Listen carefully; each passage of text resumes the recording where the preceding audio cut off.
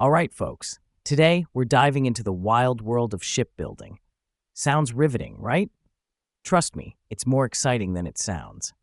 China is ruling the seas in shipbuilding, but the US is stepping in with some serious sanctions. What does this mean for the global ship industry? And more importantly, why should we care?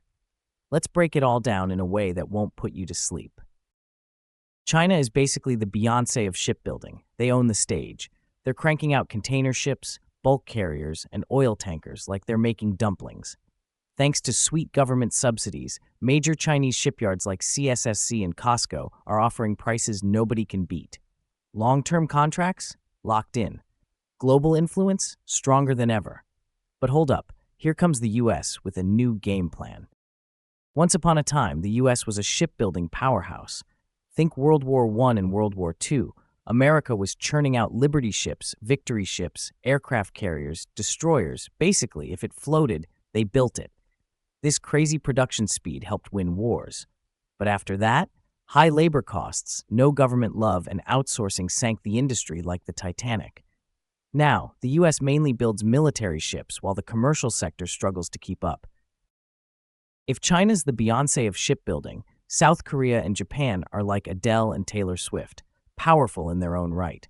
South Korea, they're crushing it with LNG carriers, container ships, and offshore platforms, with Hyundai and Samsung leading the charge. Japan's still got skills, focusing on high-tech, super-efficient ship designs.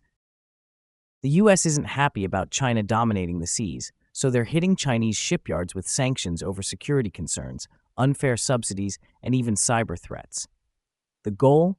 Cut China's growing influence and get allies to rethink using Chinese-built ships. Basically, Uncle Sam is saying, you're too big and we don't like it. To fight back against China's dominance, the US is cozying up to South Korea and Japan. More investments, joint shipbuilding projects, strategic alliances, all part of the playbook to break free from China's shipbuilding grip. The big question, can they actually pull it off? The US is all about exporting LNG, especially to Asia, which means a big demand for LNG carriers. Guess who's amazing at building LNG carriers? That's right, South Korea. So while China's busy building other types of ships, LNG carriers could be the golden ticket for Korea and the US. The Panama Canal is the MVP when it comes to shipping LNG to Asia. It saves time, cuts costs. It's basically the express lane on a highway. Fun fact, the French tried to build it, failed miserably, and the US swooped in to finish the job in 1914. Classic. Lately, China has been trying to get in on the Panama Canal action, but after some political back and forth, they backed off. Any problems here mean serious shipping delays, which nobody wants. Did you know the US bought Alaska from Russia for $7.2 million in 1867? That's like getting New York real estate for the price of a used car. Alaska is packed with energy resources, but environmental concerns have kept drilling at a standstill. The Biden administration? Well, let's just say they've been flip-flopping on whether to greenlight energy projects there, especially with elections around the corner. If they push forward, Alaska could become a major LNG export hub, bypassing Panama altogether. Let's talk money. Shipbuilding stocks in South Korea and Japan have been on a wild ride. Companies like Hyundai Heavy, Samsung Heavy, Daewoo, Mitsubishi Heavy, and Imabari Shipbuilding have all seen a recent surge, followed by some turbulence. Here's a look at the charts. It's been a bumpy road, but that's what makes it fun, right? If you're into shipbuilding stocks, buckle up. It's going to be a ride.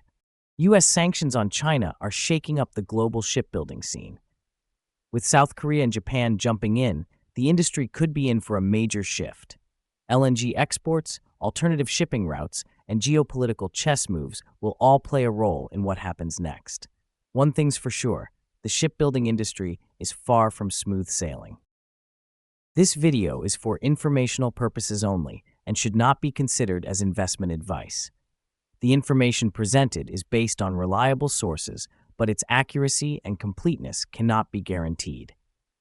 Always consult a professional financial advisor before making investment decisions.